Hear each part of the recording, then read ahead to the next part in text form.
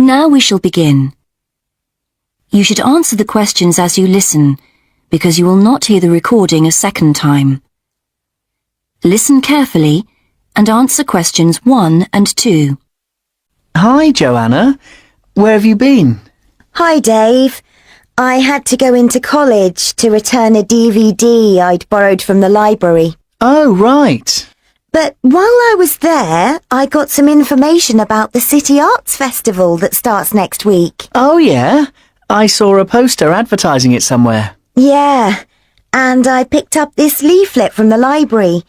It gives you the website address. So as I was there, I logged on to get more information. Actually, although they've got the full programme of events fixed now, you can't book online, which seems strange. There's a number to phone, though. And are there student discounts? I guess so, but I didn't notice. Anyway, there are 3 things I'd like to see. An Italian film, a rock concert, and an art exhibition. Oh, The exhibition's free, and you don't need to book, so I'll definitely go to that. But I'm going to get tickets for the film in case they sell out. good idea. You can always buy concert tickets at the door, because that's in a really big hall. Right. Before you listen to the rest of the conversation, you have some time to read questions 3 to 10.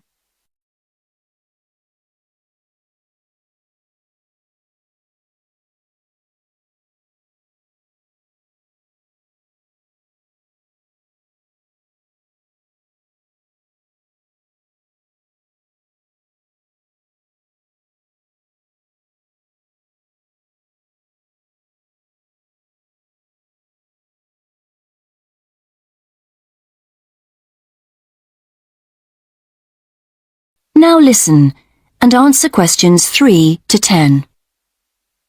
So, when does the festival actually start? Well, it's usually held the first week of October, but it's earlier this year for some reason. The opening night is September the 20th, and events go on till the end of the month. And have you got that phone number? Yeah, it's here. Look, it's 0967 990 776. Okay, I'll write it down.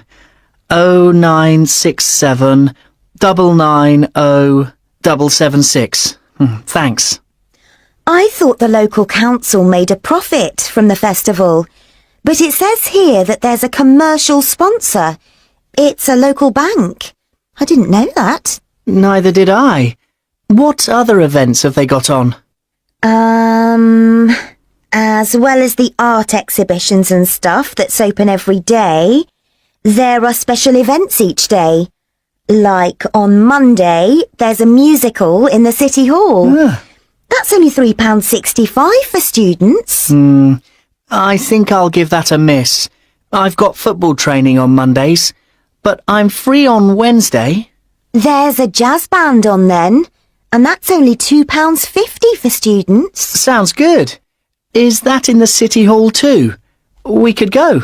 Well, I'm busy actually, but it's at the sports centre if you're interested. Oh, right. Thursday's the cheapest event, only £1.25 for students, and it's on in the library. Can you guess what it is? Probably the college choir. Actually, no. They've not been asked, apparently. Oh. No, it's a poetry evening. Isn't there any modern dance on anywhere? On Friday. That's at the college. It's quite expensive, though. £15 for adults and £12.75 for students. Oh, yes, that is a lot.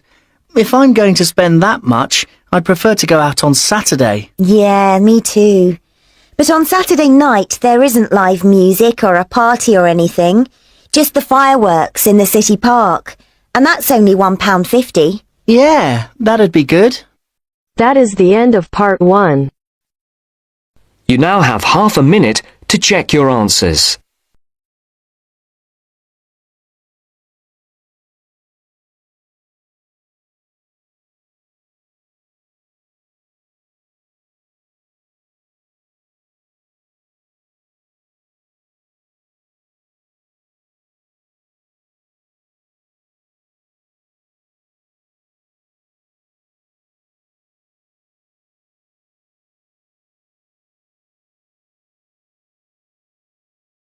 Section 2. First, you have some time to look at questions 11 to 15.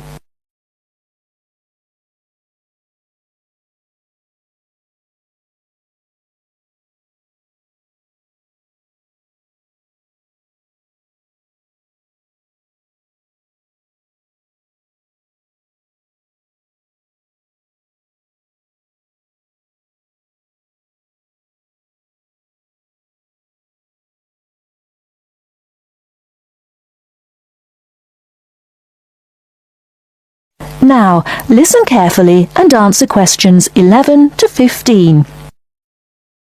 Mark has talked about a small animal. I'm going to give you a talk about a very big one. It's the giraffe, a tall, long-necked, spotted ruminant. Male giraffes are usually about 6 meters tall. Half of the giraffe's height comes from its neck, which is longer than its legs. A baby giraffe is 2 meters tall at birth. It can stand up by itself within a few minutes and can run well in about 2 days. A giraffe has big brown eyes which are protected by very thick lashes. Since it lives in parts of Africa which are usually dry with a great deal of dust, the lashes are an important source of protection. It can also cover its nostrils in order to protect its nose. It has 2 short horns on its head. Like the camel, the giraffe can go a long time without drinking water. One source of water is the leaves which the giraffe eats from trees.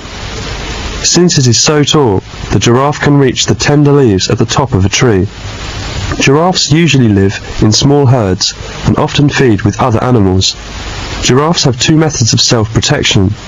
If something frightens an adult giraffe, it can gallop away at about 50 kilometers per hour, or stay to fight with its strong legs. Well, that's all I know about giraffes. Before you hear the rest of the talk, you have some time to look at questions 16 to 20.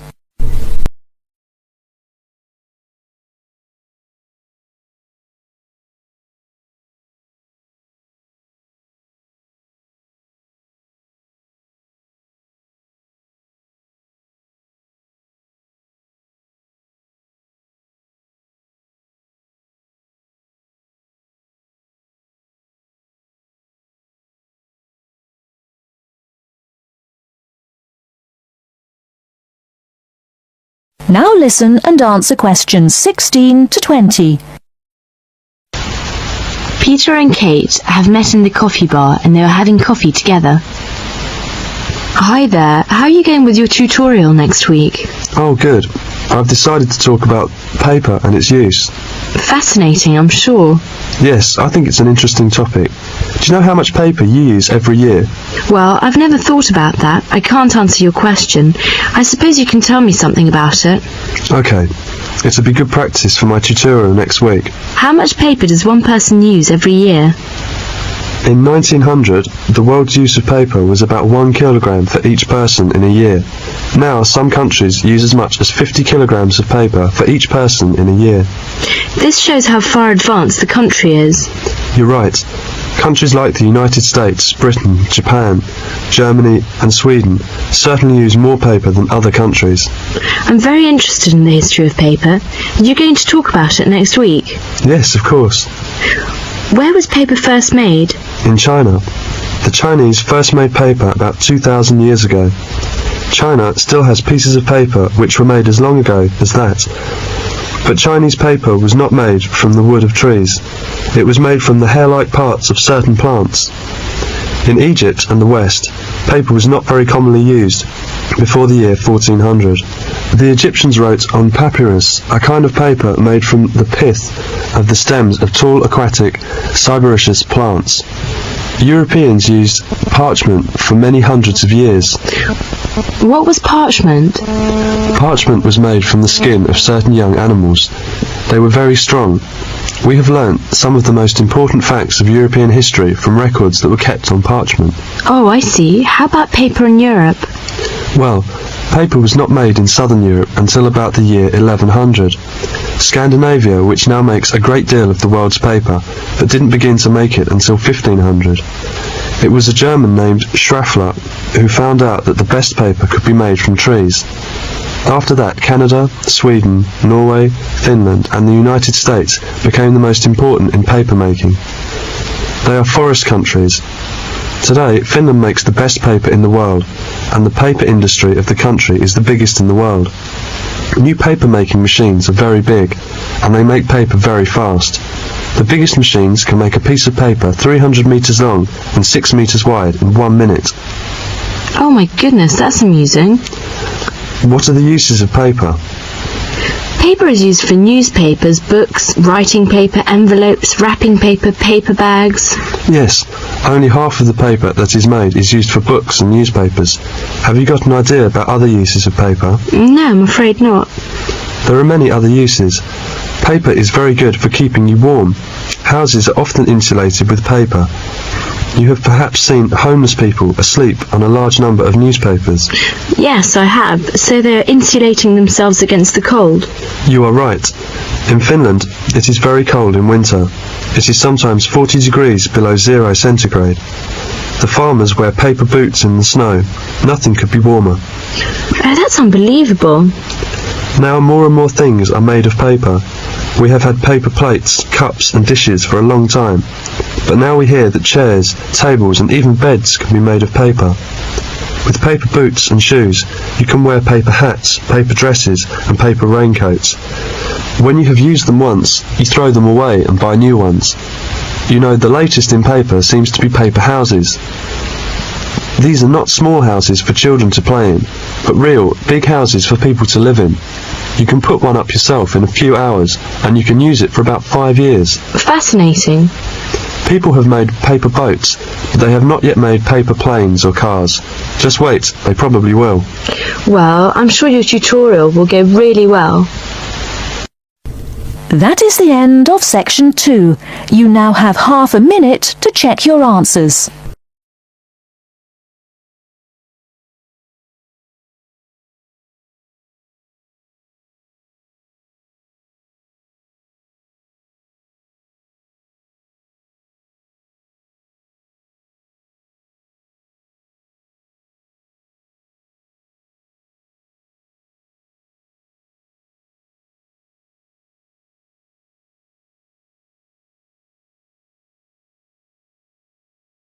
Now turns to part 3.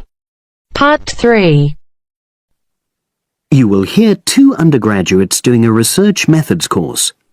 A girl called Leela and a boy called Jake having a seminar with their tutor. Now you have some time to look at questions 21 to 24.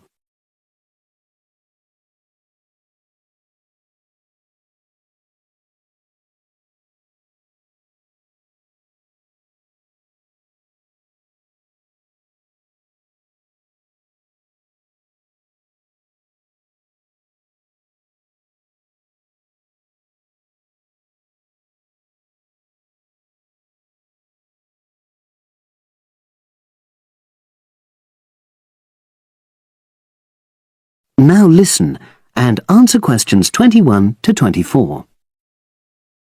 So the task I gave you both was to choose an article about a small-scale research project. Yes. You were then required to try to reproduce the research procedures in your own context, i.e. try it out for yourselves. Yeah, and that's what we've done. Great. So I'd like you to tell me a bit about the article and why you chose it. Well, the article's written by 2 university lecturers who had started using crosswords to help their students revise terminology for exams. And the crosswords were designed and set on computers. And we selected the article because, well, it seemed an accessible topic, even though we weren't familiar with the technique. You know, using IT to design crosswords for higher education. That's a good reason. So these lecturers wanted to see how well this innovation was received by their students. Yes. So how did you go about reproducing the research? Well, we drew up a list of terms from one of our own modules and designed a crossword for revising these terms. Then we asked our classmates to try out the crossword and give us feedback, their opinions on how they felt about using the technique. Was it easy to find participants? It wasn't easy at first, but then we convinced them that by taking part in the research, they were actually benefiting themselves by preparing for an exam which is coming up later this term. And it worked. Good. So how did you find out what the students thought about doing the crosswords? A questionnaire. The original article used a 2-page long questionnaire. There were lots of excellent questions on it, but the whole section on difficulties using IT is now obsolete. Old-fashioned, even though it had only been written a couple of years ago. So you designed a shorter version? Yeah. Then we sent it to the 40 students by email and got 28 replies. I was taken aback by the fact that everybody we talked to thought this was a good return. I mean, the responses were well written. You know, people had taken a lot of care, but I was really disappointed with the low numbers. Yes, an important lesson to learn for an apprentice researcher. Yeah. Now you have some time to look at questions 25 to 30.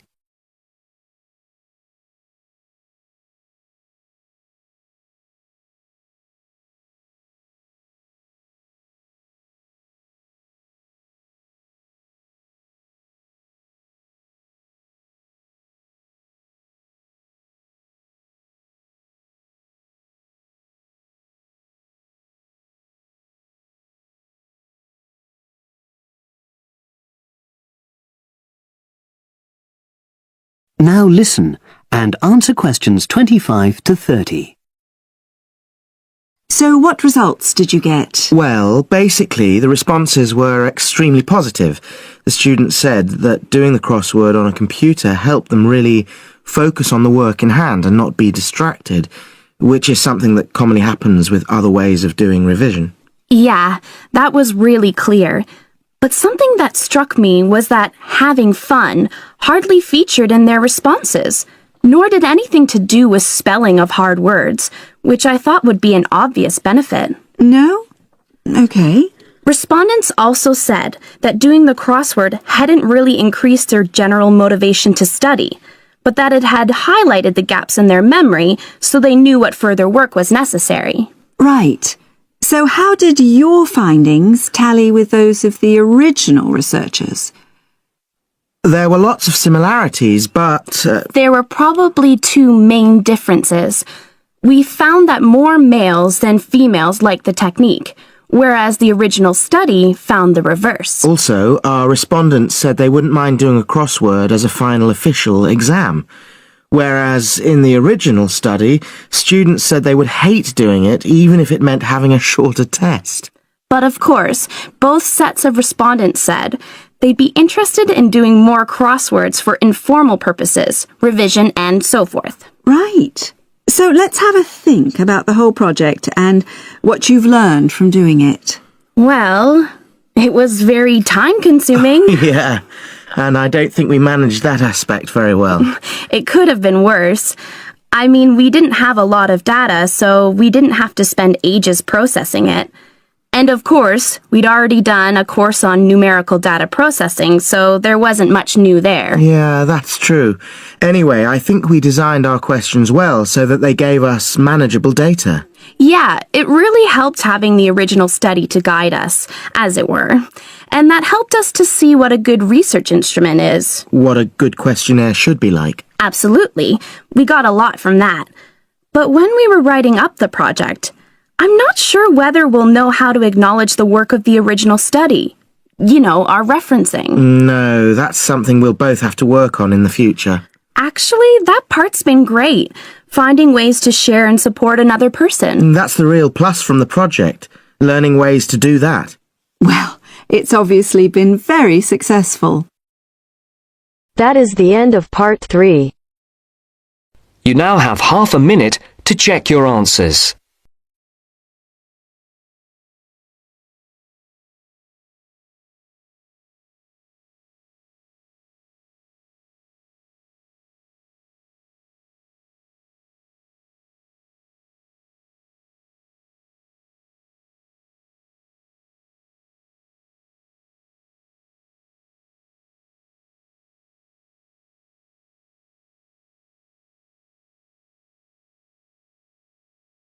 Now turns to part 4. Part 4. You'll hear a lecturer talking to students about sport in Ireland. First, you have some time to look at questions 31 to 33.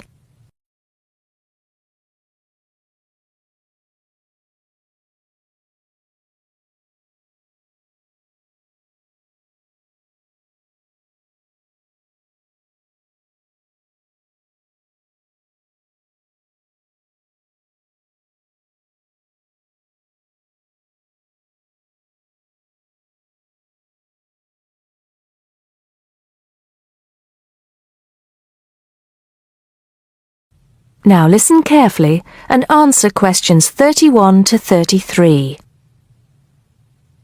Now, today we're going to be finding out about the most popular sports in the Emerald Isle. That's Ireland, of course. Can you guess what they are? Well, there are these two lesser-played games, a form of rounders and Gaelic handball. But we'll start with one which is perhaps over 3,000 years old, arriving in Ireland with the Celts, some claim. That may be a slight exaggeration, but I consider it to be the fastest field game in the world, and it goes by the name of hurling. Well, that's what it's known as in the English-speaking world anyway. So, what do you have to do? You've got 15 players on a team, one of them the goalkeeper. Each one has a stick called a hurley. Here you are. I've brought mine along. Had it since I was at school. This is what it looks like, and basically you have to get this ball, called a sliotar, that's S-L-I-O-T-A-R, so it's not spelt the way it's pronounced. You hit it into the net for 3 points, or you can hit it over the net for 1 point. The goal looks like the letter H, with the net under the crossbar. The goalie has a bigger stick than the others to help keep the ball out. You can also catch the sliotar and run with it for 4 steps maximum, or bounce it on your stick. Is that clear to you all? I'll be showing you a video a bit later, so you can see what a game actually looks like. You might like to think of it as a mixture of lacrosse, hockey, and baseball. Oh, and it's played by women too, but it goes by the name of camogie in that case. Before you hear the rest of the talk, you have some time to look at questions 34 to 40.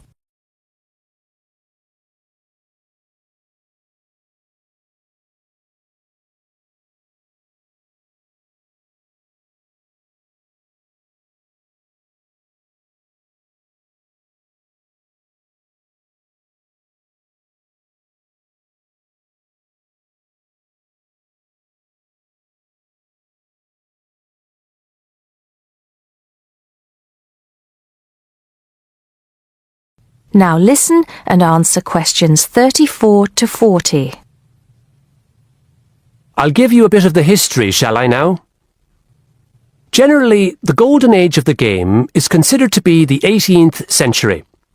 But systematic rules were first agreed and drawn up at that great shrine of learning, Trinity College Dublin, in 1879, founding the Irish Hurling Union, closely followed just a few years later by the formation of the Gaelic Athletics Association. With greater organisation last century, the All-Ireland Hurling Championship got off to a flying start, and I'm proud to say that my own native city of Cork has won more than 20 titles over the years. But then, so have Kilkenny and Tipperary. Is it only played in Ireland? No.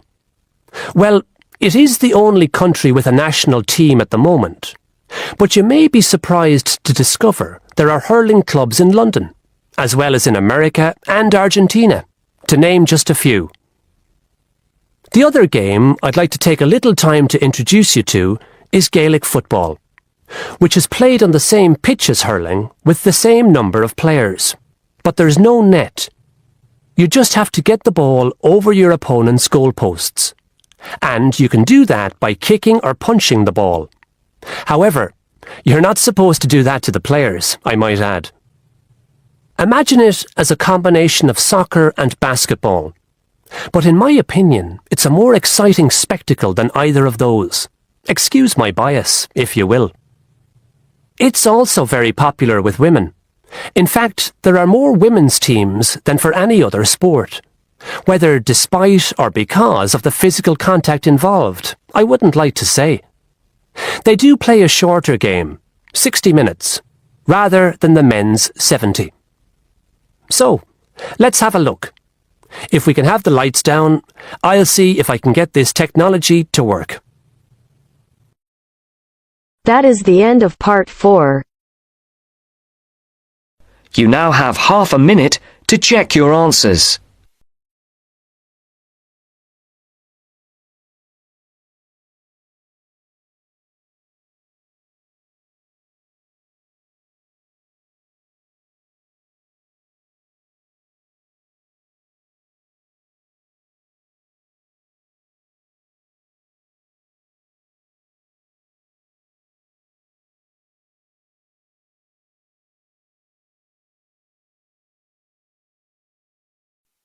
Thank